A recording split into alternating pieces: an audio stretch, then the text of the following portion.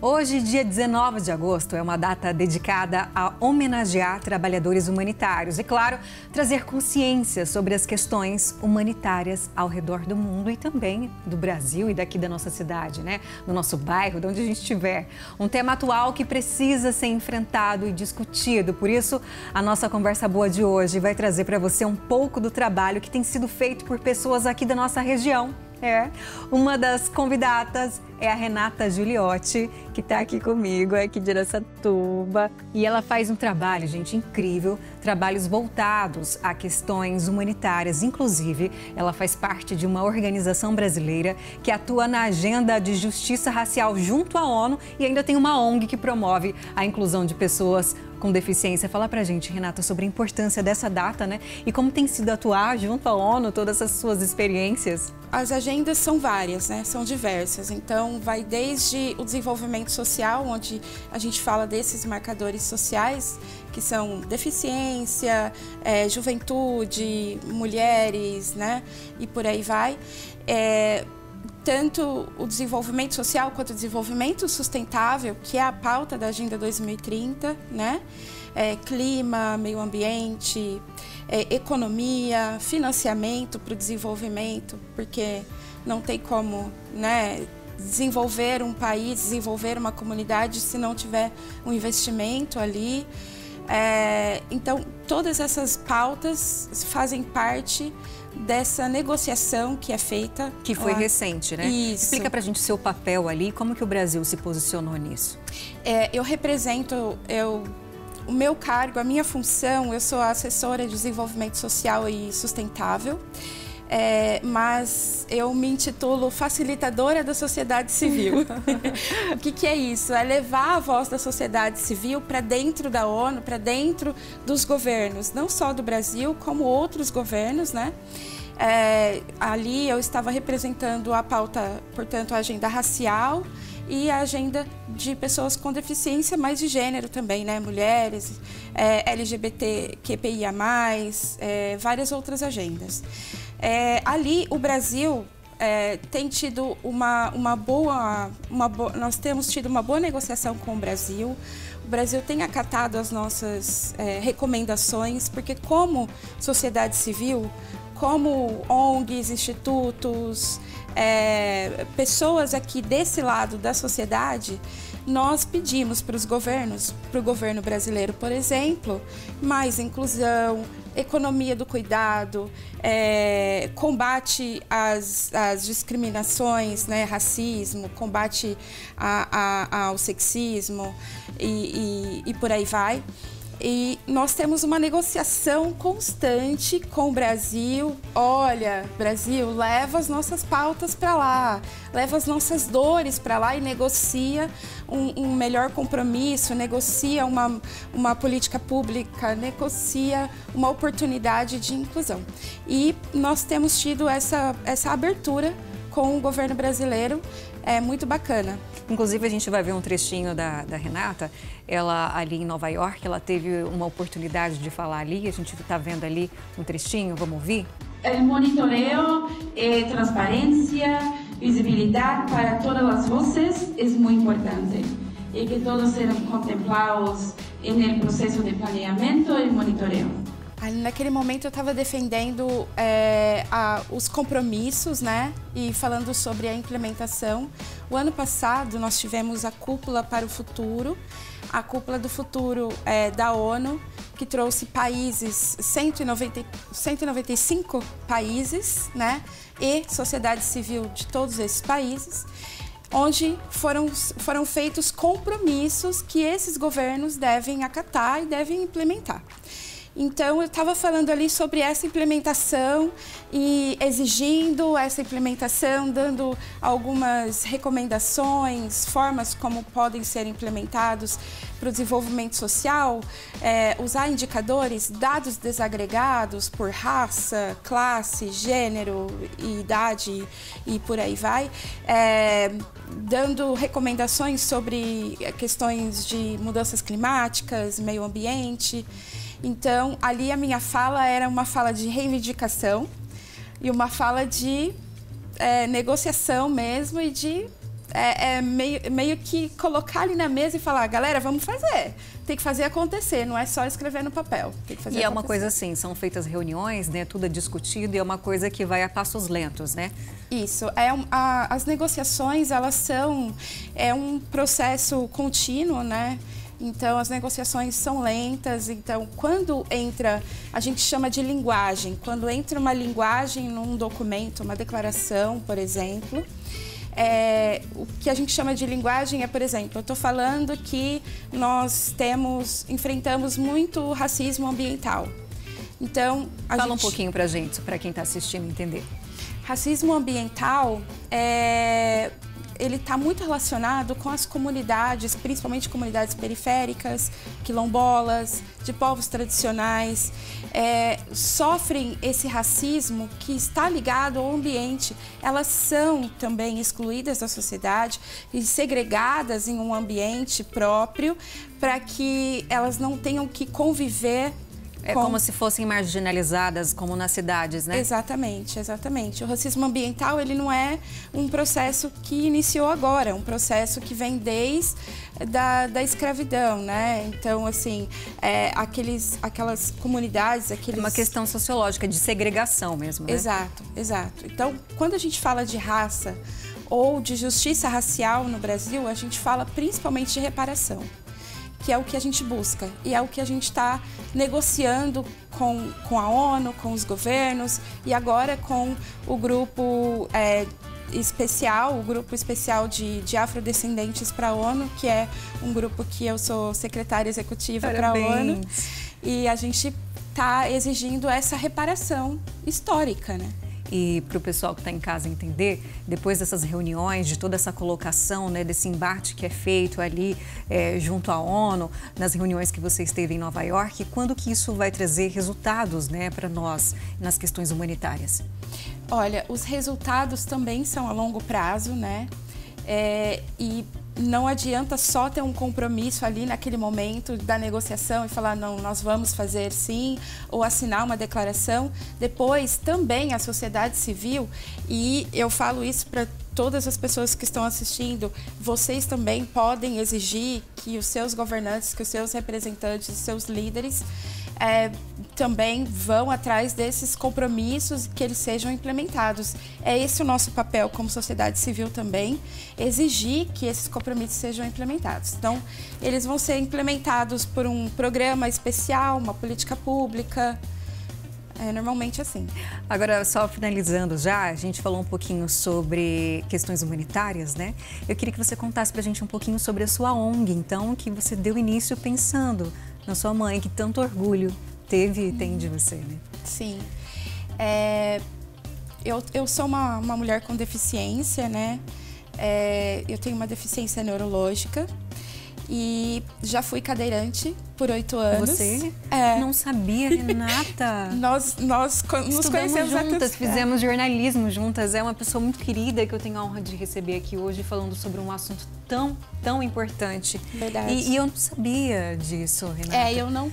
Na época que eu iniciei o jornalismo, eu não falava tanto sobre isso, né? Era uma forma, para mim, naquela época, de falar, não, eu sou capaz de fazer as coisas, porque eu ainda não entendia tanto sobre capacitismo. E eu não comentava tanto com as pessoas, mas você nem sabe, Polly, que você foi uma pessoa muito importante para mim naquela época, que eu tinha recentemente voltado a andar. Nossa. E a sua amizade foi muito importante para mim. Fico muito feliz de saber. Muito importante. Porque o capacitismo, que é a discriminação contra a pessoa com deficiência, é uma discriminação estrutural. Ela está na estrutura da sociedade. Eu vivenciei isso por muitos anos, né? Tive muita dificuldade para ir à escola, porque era escola pública. Não tinha acessibilidade, porque eu morava na periferia. Então, a dificuldade financeira, minha mãe não tinha condições de dar um conforto maior, né? Uma acessibilidade maior, porque era a realidade que nós vivíamos. Só que a educação me tirou daquele lugar e me mostrou que uma pessoa com deficiência, ela não é definida pela sua deficiência, pela sua condição. né? A deficiência é uma construção social, a sociedade Exato. constrói a deficiência. Sim. E ela só é um elemento, ela é algo que compõe o indivíduo, que faz parte de mim. E ao passo que eu fui entendendo isso, eu comecei a escrever, comecei a estudar. E em 2019 foi que eu dei início à minha pesquisa. Passei num concurso de jornalistas de Harvard. E nesse concurso eu falava sobre jornalistas com deficiência. Aí, a partir dali, um diretor mesmo dessa escola de comunicação de Harvard me disse: Renata, você precisa fazer algo a mais com esse projeto. Porque é um projeto muito bacana, muito legal, ele tem... você está pensando em indicadores, que é coisa que nem na ONU, naquela época, não se falava. Indicadores para a gente perceber onde a deficiência está e como que você pode ajudar aquela pessoa, aquela comunidade, aquela população. E eu comecei a desenvolver esses indicadores em 2019. Hoje já estou publicando eles com a minha tese de doutorado, esses indicadores, e são os primeiros indicadores com relação à deficiência da ONU também. Então, a ONU também usa meus indicadores nos estudos. E eu comecei, assim, esse trabalho de formiguinha, conversando com pessoas, ajudando aqui, um ali, fazendo inclusão no mercado de trabalho para profissionais com deficiência. E hoje dou aulas, workshops, palestras e faço pesquisa também, projetos atuando sociais. aí junto à sociedade. E como você atua nas questões humanitárias, né? Muito obrigada, viu, Renata? Obrigada. Se quiser deixar um recado para o pessoal, a gente está falando sobre esse tema tão importante hoje, né? Questões humanitárias, humanidade, né? A Renata está falando das experiências dela aí nos Estados Unidos, junto à ONU, mas é claro, ser humano, um ato de gentileza. Se você não pode participar desses projetos tão grandes como o dela, por que não fazer um grande projeto sendo mais humano com o seu vizinho, sendo mais humano com pessoas que precisam? O que ela disse agora em relação à deficiência e à segregação é importantíssimo, porque a sociedade acaba estereotipando, né, muitas coisas, e é contra isso que você luta, né? Esses estereótipos em várias questões da sociedade, né? A ação humanitária, ela começa ali, da sua base, da sua comunidade, do seu lar. Então, seja gentil, né? E olhe para todas as pessoas como seres humanos. Como seres humanos. Obrigada, viu, Renata? Obrigada. Fiquei muito feliz em te ver. Já está convidada para um próximo programa para a gente conversar mais. Opa, tem muita coisa para conversar com você, né? Muito obrigada. E no próximo bloco nós vamos conhecer um trabalho incrível, o trabalho do Centro de Referência de Refugiados aqui de Araçatuba. Não sai daí, não.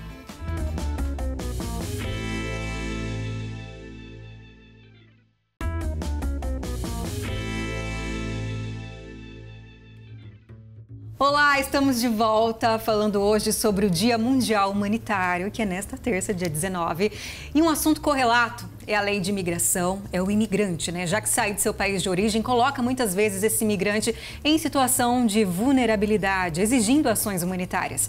E Araçatuba tem atuado de maneira ativa com trabalhos como o Observatório de Direitos Fundamentais e Cidadania e também os Centros de Referência para Refugiados. E para falar sobre esse assunto, eu estou aqui com a Simone Pantaleão, diretora pedagógica da FEA. Tudo bem? Tudo bem, Poli. Com o professor Luciano Meneghetti, professor universitário com quem eu tive a honra de ter aulas.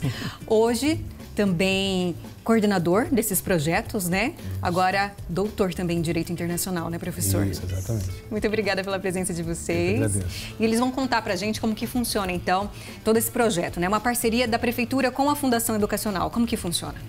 Começou, né, Poli, com um plano de enfrentamento à violência contra a criança e adolescente, que foi uma parceria da FEA, né, da Fundação Educacional Araçatuba, com a Prefeitura.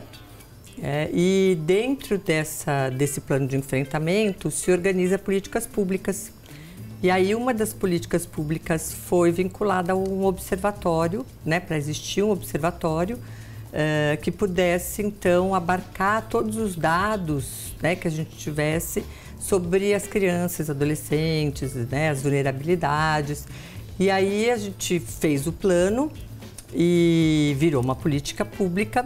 E aí depois, então, a gente começou em ação. A FEA está vinculada com toda a rede dentro desse observatório e a gente foi ampliando né, Exatamente. professor Luciano? A gente foi ampliando em função de todas as outras vulnerabilidades, né, que a gente tem no mundo, né, em Araçatuba também, e um deles refugiados. Não, né? é interessantíssimo. O professor Meneghetti vai explicar para a gente agora, mas assim, esse observatório vai ser tipo uma central, né? Então, a Secretaria da Educação, Assistência Social, Esporte, como a Simone estava me explicando, vão passar informações para essa central para que sejam possíveis, então, políticas públicas realmente efetivas, né, professor? Como que é isso?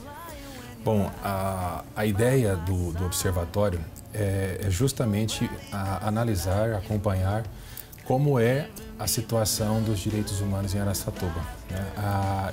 Esse é o motivo principal pelo qual nós demos início a esse projeto. A professora Simone já adiantou que ele nasce de um plano de enfrentamento e aí, em 2023, nós começamos a arquitetar esse observatório com a ideia de que ele pudesse ser um espaço onde nós pudéssemos conseguir fazer um levantamento de dados acerca da situação dos direitos humanos de um modo geral em Araçatuba e, a partir daí, tratar esses dados, fazer relatórios e informar a população, informar os órgãos públicos acerca do que nós precisamos ainda fazer para a efetivação, para uma melhor efetivação dos direitos humanos na nossa cidade, né? O observatório, ele nasce com essa proposta, então, de proteger os direitos humanos de uma maneira genérica, mas nós temos ali priorizado inicialmente 4 eixos principais, né, que estão ligados à violência contra a mulher, às crianças e adolescentes, à diversidade e aos refugiados, migrantes e apátridas, essa categoria aí desses entes migrantes que nós chamamos, né? Para você de casa, eu gostaria que o professor diferenciasse para a gente, né? Qual que é a diferença de imigrante e refugiado, professor? Bom, a gente trata como migrante toda aquela pessoa que migra. E aí nós podemos falar em migração internacional, que são as pessoas se deslocando do seu país de origem para outros países por diversas razões. E nós falamos também de uma migração interna. Então nós temos, por exemplo, pessoas do estado do Nordeste que estão em São Paulo e vice-versa. Mas a migração que nos interessa e que é objeto de especulação, de estudo, de pesquisa no observatório, são os migrantes internacionais. Agora, quando nós falamos de refugiados, também ele é uma categoria de imigrante, porque o refugiado ele migra, ele se desloca internacionalmente. E a grande diferença é a razão. Por que o migrante ele se desloca e por que o refugiado se desloca? O migrante ele pode se deslocar, sair do seu país de origem, buscar outro por diversas razões. Pode ser por crescimento profissional, por emprego, por um relacionamento, né, que assume com outra pessoa de outro país, fatores econômicos e assim por diante. Agora, normalmente, quando nós falamos de refugiados, nós estamos falando de uma categoria que ela é forçada a deixar o seu país. E falando sobre refugiados, a FEA, junto com a Prefeitura, também vai manter logo o Centro de Refugiados. É um centro de referência para que eles possam ter um apoio. São orientações aí desde a questão de documentos, que eles chegam aqui em relação a documentos, eles não sabem como fazer, né? Qual é o passo a passo para tirar esse documento, desde a questões tão importantes quanto a colocação, né? Como a colocação no mercado de trabalho. Tudo isso, então, vai ser um grande apoio a essas pessoas, né? E assim, a gente tem uma preocupação, né? O professor Luciano falou dessa questão da perseguição. Então, ele já vem com um trauma, né? E assim, num lugar estranho. Isso também causa, né, um estranhamento e uma dificuldade de se aproximar deles, né, dos refugiados. Então, foi muito bonito, né, o trabalho do observatório, porque nós tivemos a parceria de muitas secretarias e da Guarda Municipal, inclusive, que são maravilhosos. A Guarda é muito atuante sempre, né? Muito atuante. E eles falaram muito, assim, que assusta quando eles chegam perto, porque vem, né, aquela questão que vai acontecer e eles têm toda uma abordagem, né, para conseguir, então, fazer de uma forma que não fique... que a gente não faça o trauma acontecer de novo, né? E eles têm também uma outra cultura que é importante a gente entender. Às vezes a gente vê na rua, ali com criança, na nossa, né, visão, não tinha que estar lá, mas para eles estão protegendo, né? Nós tivemos a possibilidade de atender nós fizemos um atendimento, né, professor Luciano, com uma criança que estava com dificuldade de adaptação na escola. E aí foi muito bonito, porque o professor Luciano fez toda a parte, né, de organização aí dessa questão da documentação, né, do como eles poderiam fazer, fez toda a orientação. Um aluno nosso atendeu a mãe e, por coincidência, né, que eu não acredito muito em coincidência, acho que... Né, Cristocidência. Exatamente, Eu também acredito assim.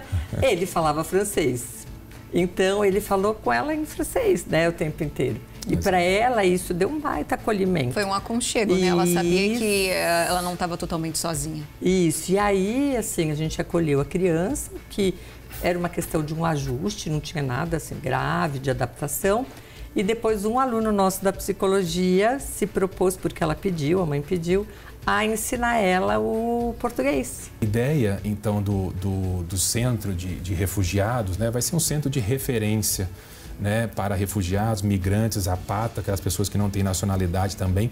E a doutora Edna Flor foi fundamental nesse processo, né, porque ela fez uma articulação à época junto com o então prefeito de Araçatuba, e foi dessa parceria, dessa articulação que surgiu a Lei 8.820 de 2024, né, que essa lei ela cria um plano municipal para imigrantes, refugiados e apátridas. E o artigo 3º dessa lei previu a possibilidade de nós fazermos, a prefeitura fazer uma parceria com a FACFEA, para que nós pudéssemos implementar esse centro de referência aqui em Araçatuba. Eu considero isso uma grande vitória, porque são poucos os municípios no Brasil que têm um órgão dessa natureza. Então isso para nós foi um grande avanço, né? A nossa nova legislação, ela é uma legislação muito boa nesse sentido. A Lei dos Refugiados, nossa, ela segue a Convenção Internacional dos Refugiados de 1951 e ela vai além dessa convenção. Ou seja, a gente pode dizer que no papel, legalmente falando, o Brasil tem uma legislação mais avançada até do que os tratados internacionais que tratam do assunto. O grande problema está na efetivação, na implementação, na aplicação da lei, que aí nós dependemos de um esforço conjunto dos órgãos públicos, da prefeitura, de toda a rede de proteção, das escolas, das instituições, né? E é importante a gente destacar isso, eu penso, né? O observatório e principalmente o centro de referência para os refugiados, ele não é um órgão apenas da FACFEA, ele é um órgão do município. Então, assim, todos são bem-vindos, inclusive na própria lei municipal que instituiu o centro, disse que haveria possibilidade, né, de fazer do centro de referência contar com professores, com alunos, com estagiários, com voluntários. Então, qualquer pessoa, né, que sinta no seu espírito essa missão de proteção dos refugiados será muito bem-vinda para nos ajudar nesse projeto. Então, quem quiser participar, está aberto, né? Aberto. Voluntários. E como a gente estava falando aqui sobre essas famílias que chegam com crianças, eu gostaria de contar para vocês que a Secretaria Municipal de Educação de Araçatuba faz um trabalho importante voltado ao acolhimento dessas crianças. Hoje quero falar sobre a importância de acolher as crianças imigrantes de forma inclusiva na escola regular, especialmente na nossa rede municipal de Araçatuba. Para isso, o primeiro passo foi criar um ambiente acolhedor, onde todas as crianças se sintam seguras, respeitadas e valorizadas, independente de sua origem. É fundamental reconhecer e valorizar o seu histórico sociocultural, enriquecendo com as novas vivências no ambiente escolar, promovendo uma troca de experiência que enriqueça toda a comunidade. Além disso, é importante promover atividades que incentive a troca cultural, ajudando as crianças a entenderem e respeitarem a diferença. Outro ponto essencial é envolver toda a comunidade escolar, colegas, funcionários, familiares, formando uma rede de apoio sólida e inclusiva. Essa parceria fortalece o sentimento de pertencimento e promove uma convivência harmoniosa, onde a diversidade é vista como uma riqueza. Assim, a escola se torna um espaço de convivência, aprendizado e crescimento para todos, promovendo a verdadeira inclusão e valorizando a diversidade cultural. Importantíssimo esse trabalho que vem sendo feito, porque essas crianças também precisam ser acolhidas. Então, é importante trabalhar nisso, nesse acolhimento. E aí você colocou, né, da importância da Secretaria da Educação e também, né, foi uma grande parceira, uma grande Exatamente. Parceira né, nossa, e foi justamente a Secretaria de Educação que encaminhou essa criança, né, que foi aí a primeira atendida, né, do centro de referência, e foi um trabalho muito bonito e essa integração, né, a gente fala muito desse lugar de integração, né, porque às vezes a gente vê aqui, né, por assim, trabalhos acontecendo, mas cada um num lugar sem ter a noção do que acontece, né, em outros. E aí, assim, o observatório, inclusive, tem essa função, né? Além de pegar todos os dados, né, coletar todos os dados, depois fazer uma filtragem, né, desses dados, ele também depois vai entender como a gente vai articular e ajudar na articulação dessa rede. Porque às vezes a gente fica correndo e apagando incêndio, né, e a gente acaba não conseguindo realmente efetivar as políticas públicas e em função dessa dificuldade de articulação. Nosso programa está chegando ao final. Quero agradecer a presença de vocês, essa grande aula que vocês deram a mim e aos telespectadores, com certeza foi muito importante. Quero agradecer. Agradecer também todo o trabalho que vocês implementaram e vêm fazendo junto à Prefeitura, junto a outros voluntários, OAB, Polícia Federal. Cada peça muito importante, né, nesse grande xadrez aí do humanitarismo, né, de ajudar o próximo. Exato. Quero muito agradecer. Obrigada. Obrigada a vocês de casa. Eu espero que tenha sido significativo para você, assim como foi para mim, porque o nosso objetivo aqui é trazer informação, sim, trazer reflexões importantes como essa da questão humanitária, né? Talvez ser um voluntário ou num ato de gentileza como ser humano. Muito obrigada, um grande beijo e até terça que vem. Eu tô com esse conjunto todo em linho, já da coleção Primavera-Verão, lindíssimo, né? Vou mostrar para vocês os babados aqui debaixo dessa saia. Super bonito. Essa manga também, charmosa. Tudo isso aqui é Giza Carla, viu, gente? Tá lindo, né? A Giza é estilista da marca, então é tudo exclusivo. Ela que desenha as peças que são confeccionadas pela equipe dela e você precisa conhecer, viu? Então já pega seu celular e acessa agora aí @bygizacarla. A loja fica na rua Cucide Almeida, 508, em Araçatuba. E tem o site também já aqui na sua tela, hein? Já acessa aí.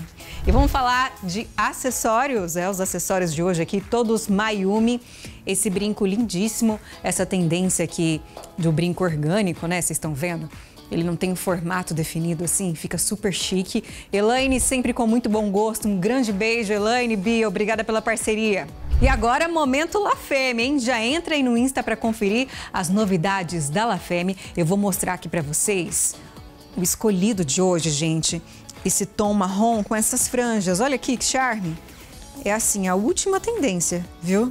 Eu amei, achei super diferente, delicado e estiloso, né? Eu achei lindo esse salto meio baixo, assim, super confortável, viu? Esse daqui tá demais, eu amei esse modelo. Já entra no Insta para conferir, então, as novidades da coleção Primavera-Verão, que já estão chegando aí nas lojas. Lafemme com lojas em Araçatuba, Birigui, Rio Preto e Votuporanga. O site tá aí na sua tela, então corre, já acessa e já garante o seu Lafemme, hein? Muito obrigada aos nossos parceiros incríveis, obrigado pela sua companhia. Ó, manda sugestão pra mim, viu? No Instagram, @PolianaModa ou @SBT Interior. Eu espero a sua sugestão, hein? Até terça que vem. Tchau!